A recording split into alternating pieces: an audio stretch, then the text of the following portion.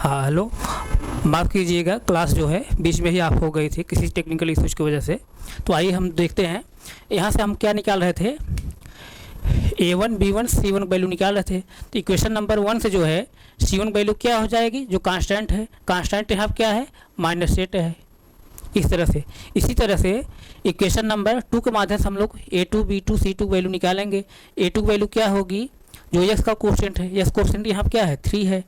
B2 value क्या होगी, B2 value y जो कोफिशिएंट है, y कोफिशिएंट क्या है -3 है, -3। C2 क्या है, C2 क्या है माइनस क्या है 16 है, -16 है। इस तरह से A1 B1 C1 A2 B2 C2 value हम लोग निकाले हैं। अगर आपको यहाँ से निकालने में कोई प्रॉब्लम हो रही है तो आपको मैं तरीका और बताया निकालने के लिए। A1 B1 C1 A2 B2 C2 value निकालने मैं क्या तरीका बताया था। जैसे देखिए इक्वेशन नंबर 1 है ना, तो यहाँ पर भी इक्वेशन नंबर 1 क्या है, स्टैंडर्ड इक्वेशन है दो चरवाए रैखिक समीकरण के लिए या लीनियर इक्वेशन 2 वेरिएबल के लिए स्टैंडर्ड इक्वेशन है इक्वेशन नंबर 1 के लिए। इक्वेशन नंबर 2 यहाँ पर है, इसी तरह इक्वेशन नंबर 2 के लिए भी यहाँ पर लीनियर इक्वेशन 2 वेरिएबल के लिए स्टैंडर्ड इक्वेशन है। तो यहाँ पर इक्वेशन नंबर 1 में जो स्टैंडर्ड इक्वेशन है, इक्वेशन नंबर 1 यहाँ जो है, यहाँ पर हम पदों क्या करेंगे, कंपेरिजन करेंगे, पदों की तुलना कर लेंगे, यानी स्टेप का हम क्या करेंगे, कंपेरिजन करेंगे। तो इसका पहला पद क्या है A1x। अब इक्वेशन नंबर 1 का पहला पद क्या है, x है। x कैंसिल हो गया क्योंकि चूँकि दोनों तरफ है, तो A1 इक्वल टू क्या है, A1 इक्वल टू क्या है 1, यहाँ 1 बचा। इसी तरह इसका दूसरा पद क्या है B1y है। तो इस इक्वेशन का यानी इक्वेशन नंबर 2 का जो है, इक्वेशन नंबर 1 का दूसरा पद क्या है -y है, y कैंसिल हो गया, तो B1 इक्वल टू क्या है -1। इसी तरह से यहाँ पर तीसरा पद क्या है, इसका है C1 है, यहाँ तीसरा पद इसका क्या है।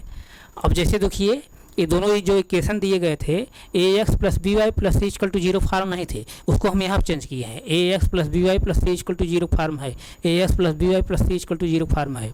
तो यहाँ से जो तीसरा पद क्या है -8 है, तो यहाँ से तीसरा पद क्या हो जाएगा -8, यानी C1 वैल्यू क्या हो गई -8। इसी तरह से इक्वेशन नंबर 2 का हम इक्वेशन नंबर 2 का जो है A2 B2 C2 वैल्यू निकालेंगे। तो यहाँ पर इक्वेशन नंबर 2 का पहला पद क्या है A2 है, A2x है।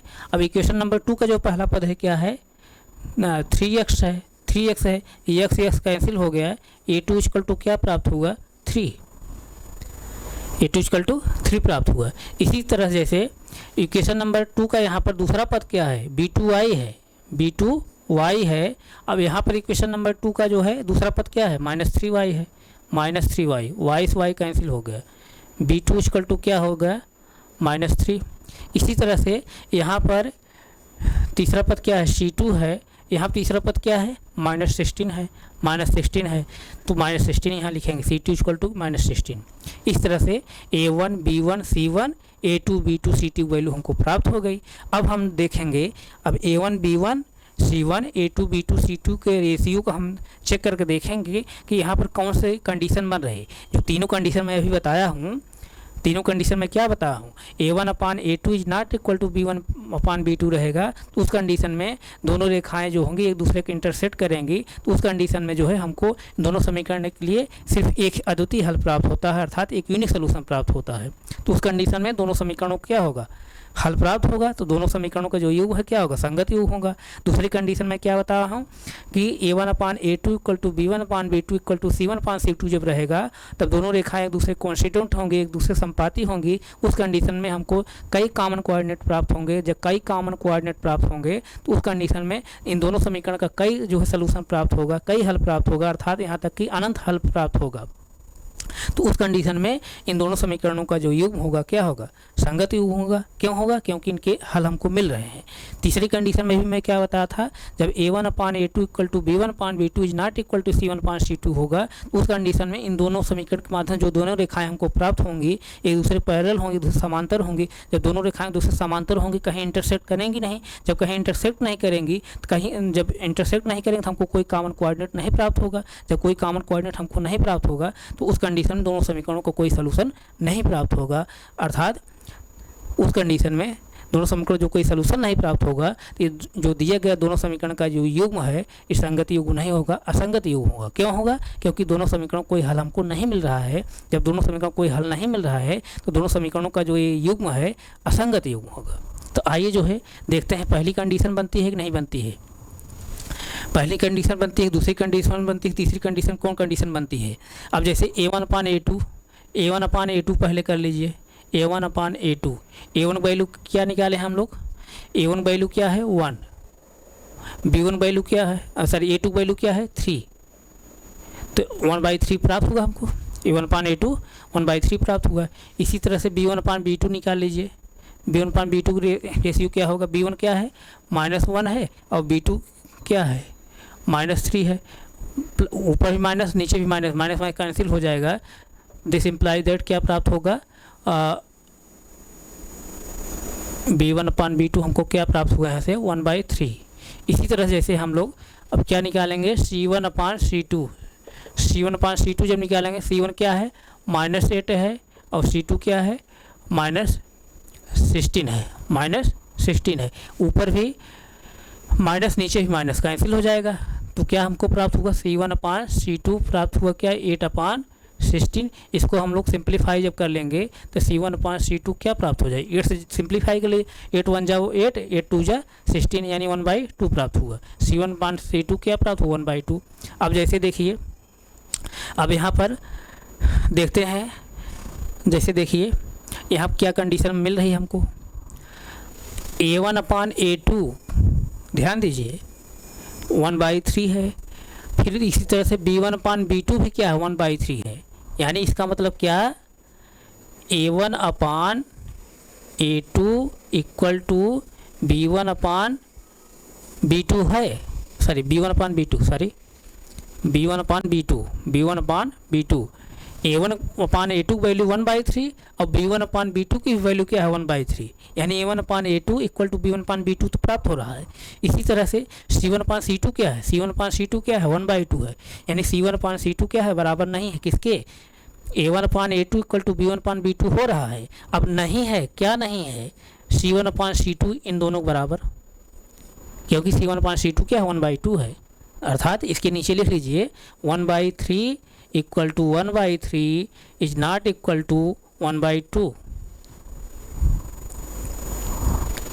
इसका मतलब कौन कंडीशन प्राप्त हो रही है? तीसरी कंडीशन प्राप्त हो रही है। तीसरी कंडीशन क्या प्राप्त हो रही है? तीसरी कंडीशन क्या प्राप्त हो रही है A1/A2 equal to B1/B2 is not equal to C1/C2। इस कंडीशन में इन दोनों समीकरण के माध्यम से जो दोनों रेखाएं हमको प्राप्त होंगी एक दूसरे के पैरेलल होंगी। एक दूसरे जब पैरेलल होंगी तो दोनों रेखाएं एक दूसरे कहीं इंटरसेक्ट नहीं करेंगी। जब कहीं इंटरसेक्ट नहीं करेंगी तो हमको कोई कॉमन कोऑर्डिनेट नहीं प्राप्त होगा। जब कोई कॉमन कोऑर्डिनेट नहीं प्राप्त होगा यानी कोई सर्वनिष्ठ जो है निर्देशांक नहीं प्राप्त होगा, तो जब कोई सर्वनिष्ठ निर्देशांक नहीं प्राप्त होगा तो उस कंडीशन में इन दोनों समीकरण कोई हमको सलूशन नहीं प्राप्त होगा, कोई सलूशन नहीं प्राप्त होगा, कोई हल नहीं प्राप्त होगा।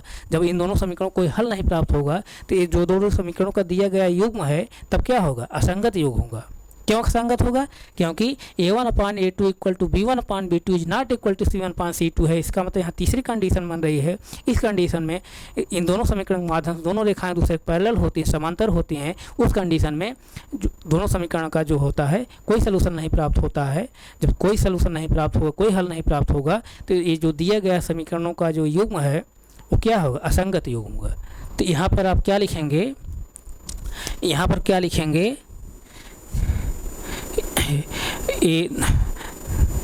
दिए गए समीकरण का युग्म क्या है। आंसर में क्या लिखेंगे दिए गए समीकरण का युग्म, दिए गए समीकरण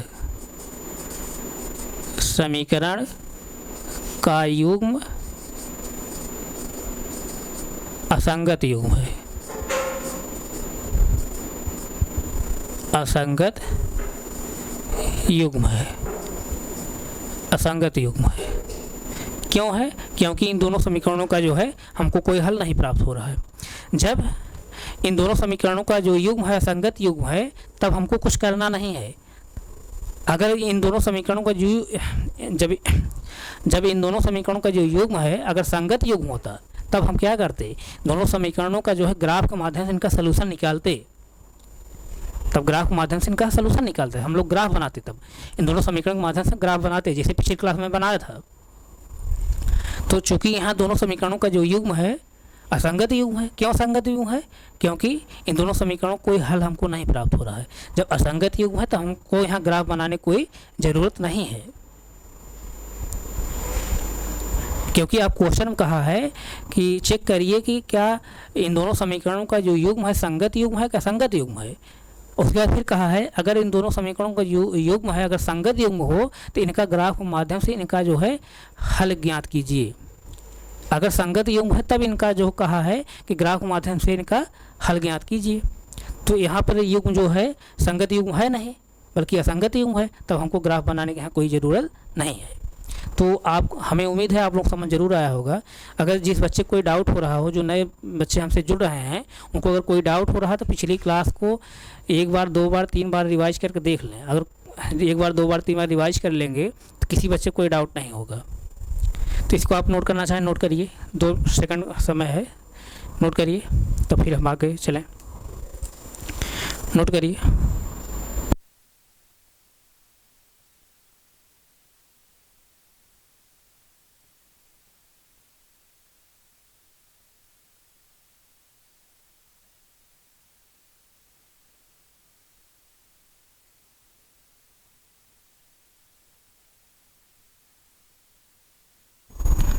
नोट हो गया?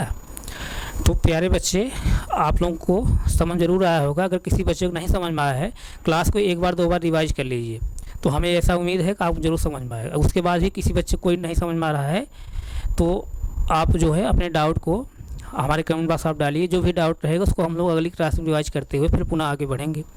अब आप लोग से मैं रिक्वेस्ट कर रहा हूँ, आप ज़्यादा संख्या में हमसे जुड़िए, हमारे चैनल को सब्सक्राइब करिए, लाइक करिए और दूसरे लोगों के पास जो है शेयर करिए, ताकि जो है और भी बच्चे हमसे जुड़ सकें और जो भी कंटेंट हम यहाँ पढ़ा रहे हैं उसका लाभ वो भी ले सकें।